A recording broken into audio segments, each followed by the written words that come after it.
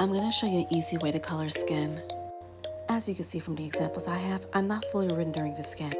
I'm just going to show you an easy way to color it to make it more interesting.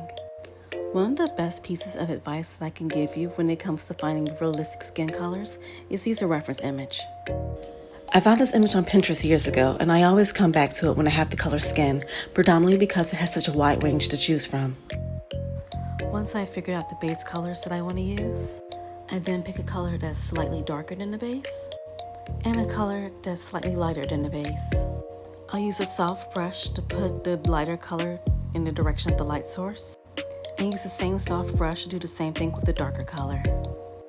Doing this gives you the illusion of shadow and light without actually drawing it. I'll then use the skin color to find a blush that I want to apply to the body.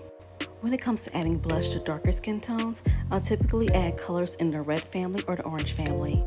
And when it comes to lighter skin tones, I'll use either reds or pinks. Here you can see I add the blush to areas in the body that stand out. And then I'll lower the opacity to about 50% so it's not so harsh. Next, you want to apply your shadow in the opposite direction of the light source.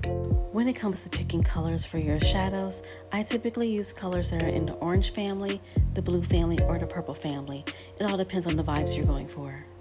For my darker skin tone, I picked this sort of dusty orange color, set the layer to multiply, and the opacity to 65%.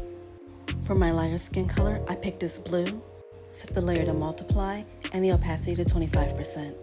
And finally, when it comes to adding your highlights, you want to pick a color that complements the skin. For my darker skin tone, I picked this yellow, added it to areas around the body, and then I set the layer to soft light and the opacity to 65%. For my lighter skin tone, I used a white for the highlights and also put the opacity at 65%. Using this quick method can help your skin look more interesting without doing a ton of rendering. Happy drawing! Hope this helps.